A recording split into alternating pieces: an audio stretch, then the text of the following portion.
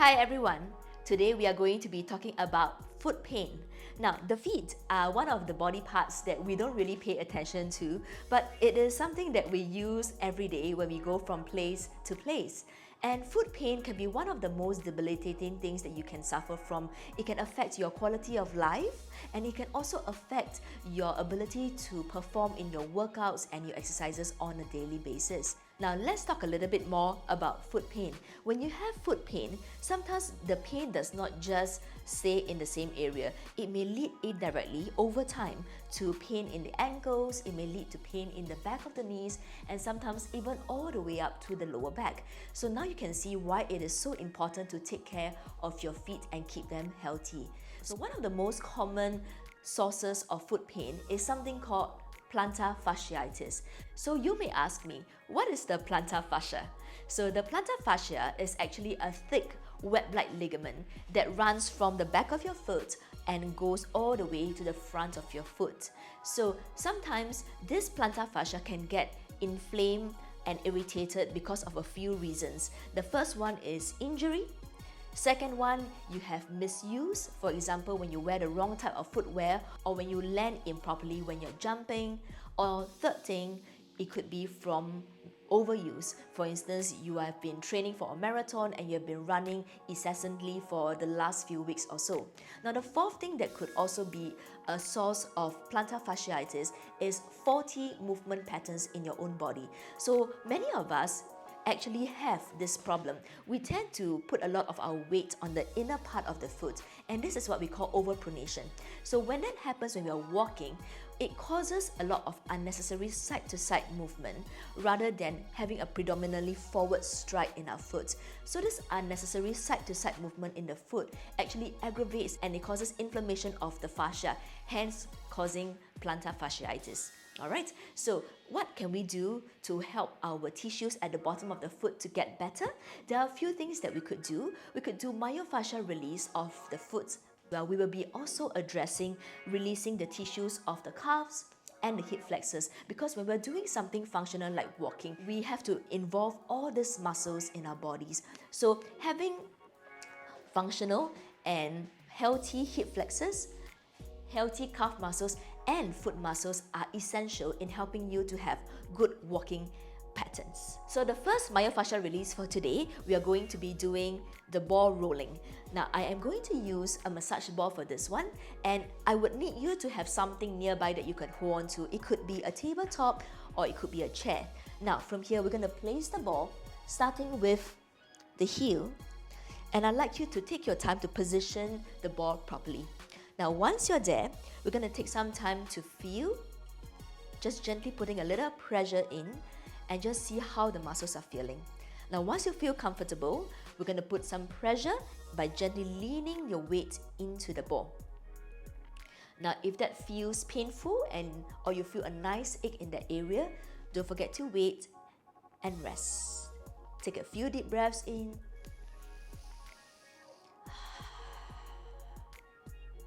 And then slowly relax, and then the next thing you're going to do is to move the ball forward slightly, about 1 to 2 centimeters, and then repeat the same thing.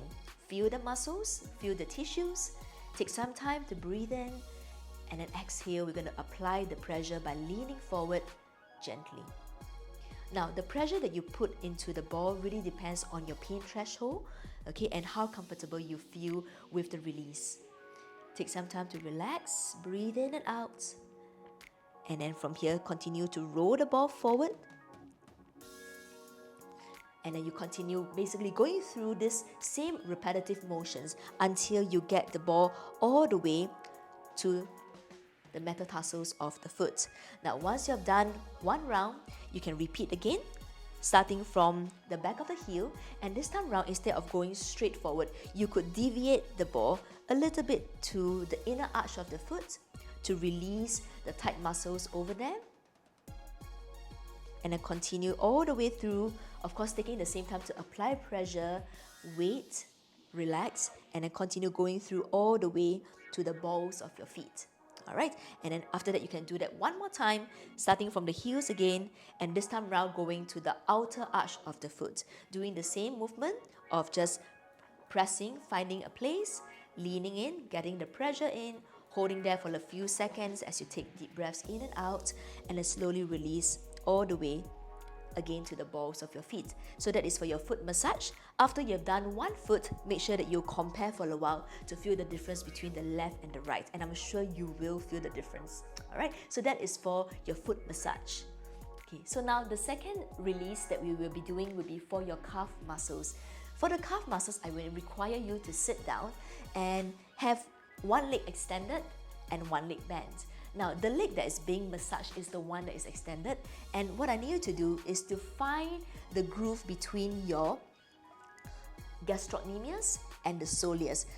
The gastrocnemius is the one that is bulging out, the higher part, and the soleus is the one underneath it towards the ankles. So a nice spot for you to find would be to trace the bulk of the calves, bring it down, and where it starts to taper off to the soleus, that is where you place the ball. Alright, so I'm gonna just find it for you. And then from here, once I've gotten that spot, I'm gonna lean back a little bit, and this is my position to begin with. Alright, so once I'm there, I'm gonna just feel the muscles for a while and just make sure that I get a nice spot that feels somewhat achy. And then from here, what I'm going to do is to apply the pressure. So we're going to breathe in and out, and as you exhale, we're going to press your foot in against the ball gently. And then release, breathe in, exhale again, and gently press into the ball. Now, one way to apply more pressure is to take the other foot, cross it over, and then place the top foot exactly on top of where the ball is. And then what we're going to do is to apply a bit more pressure using the weight of both legs. And again, when you apply your pressure, make sure you take time to inhale and exhale. Do not rush. And then release. And then the last thing, if you want to add this on, will be to apply your movement. So for the calf release, the movement that you want to get is around the ankle joint. So if you just focus on my ankles right now, a simple movement that you could do to increase this myofascial release for you is to do a flexion and pointing of the toes. Okay, so flexing of the ankles and pointing of the toes. So as you do this simple movement of your foot, you're actually allowing that myofascial release to go deeper. You're going to feel a little bit more pain and ache in that area. Now, if you feel that you can handle it, you could add circles of the foot. At the same time, don't forget that you're pinning the muscle against the ball. So try not to move the top part of the leg too much. And don't forget to reverse the circle.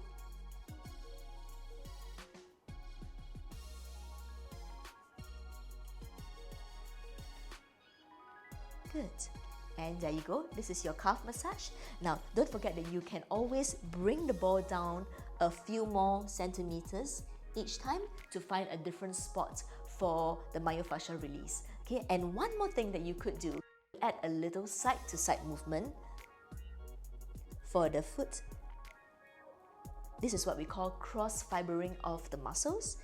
Remember to do this slowly and gently.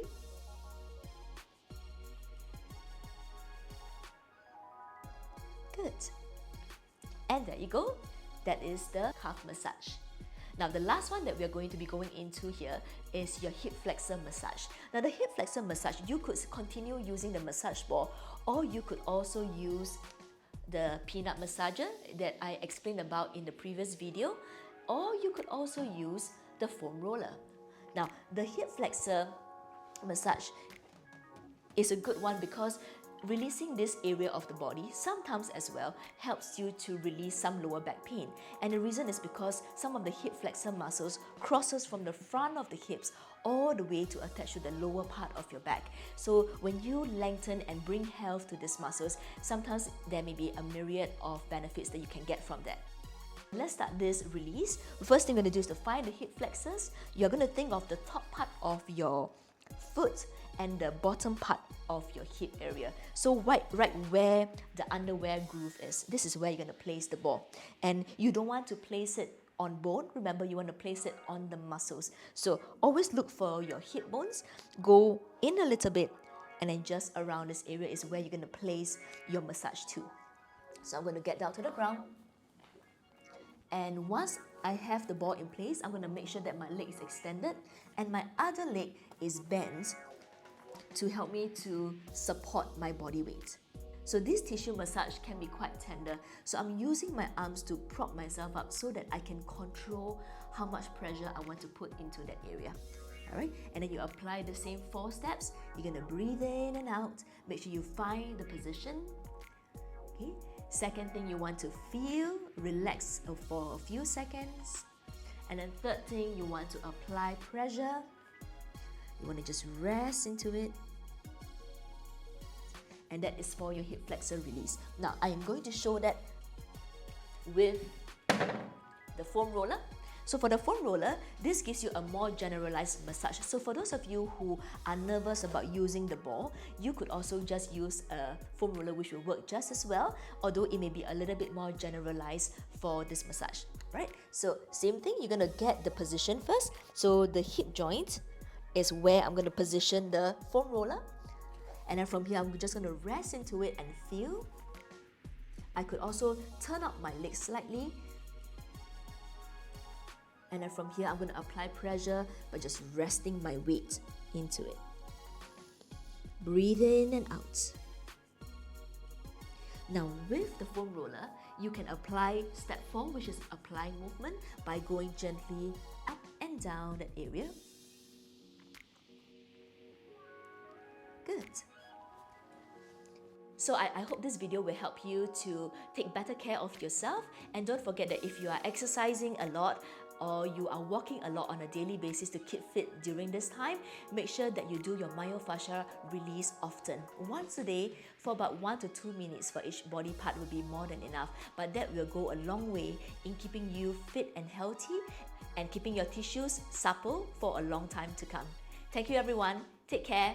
Bye-bye.